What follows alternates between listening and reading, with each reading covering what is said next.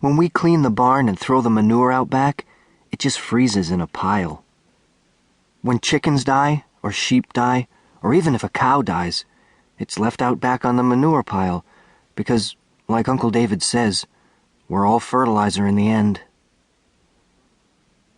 Uncle David is old. So old, we don't even know for sure how old he is. He says when he dies, he wants to be thrown on the manure pile, just like the dead animals. But he might be kidding. The main thing is that no matter what Miss Halverson tells Wayne, in the spring, everything gets soft, and it's an awful mess. When the dead animals on the pile thaw out, they bring early flies, and that means maggots, and that means stink that stops even my father, or Uncle David, or Nels, when they open the back door of the barn to let the cows out. Achoo! Father says when he opens the door of the barn on a spring morning to let the cows out after milking. The smell from the pile makes him sneeze.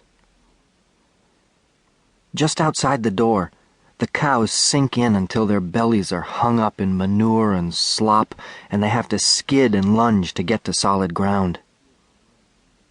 Sometimes my father and Wayne and I have to get in the muck in back of the barn and heave on the cows to help them through. There's not a part of it that can be called fun. I'm small for 11, and the goop comes up to my crotch. When I bear down and push on some old cow's leg and she comes loose, I almost always fall on my face. That makes Wayne laugh. He's always ready to laugh when I do something dumb. And when he laughs, I get mad and take after him. Then Father has to grab me by the back of my coat and hold me until I cool down, hanging there dripping manure like some old sick cat, and I can't think of any part of it that makes me come up with an awakening. It's just soft and stinky. We live on a farm, on the edge of a forest that reaches from our door in Minnesota all the way up to Hudson's Bay. Uncle David says the trees there are stunted and small, the people are short and round, and the polar bears have a taste for human flesh. That's how Uncle David says it when he goes into his stories. He says he's seen such things, but that's for later. The farm has 87 cleared acres. My father says each tree pulled to clear it was like pulling a tooth. I saw him use the team once to take out a popple stump that wasn't too big, and he had the veins sticking out on the horses' necks, so they looked like ropey cords before that stump let go. The woods are tight all around the farm, come right down to the edge of it, but the fields are clean, and my father says the soil is good as any dirt in the world, and we get corn and oats and barley and flax and some wheat. There are 6 of us in the family, my mother and father, and my brother Wayne, and my Uncle David, who isn't really my uncle, but sort of my great-uncle, who's very old, and Nels, who's old like David.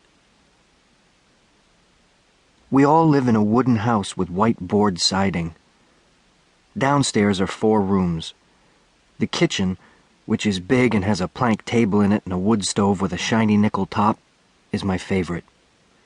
It smells all the time of fresh-baked bread, because Mother always has rolls rising or cooking or cooling, and the smell makes my mouth water.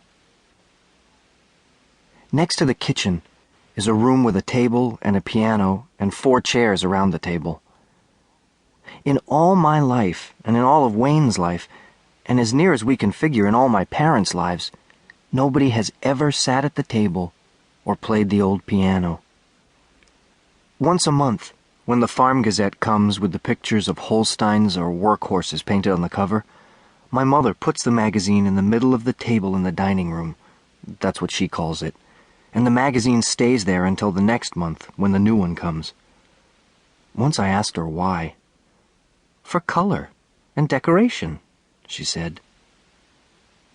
Only one time did I ever see anybody take the magazine up. Father came in of a morning after chores and picked the magazine off the table and made a comment about the cow on the cover. Mother took it from him.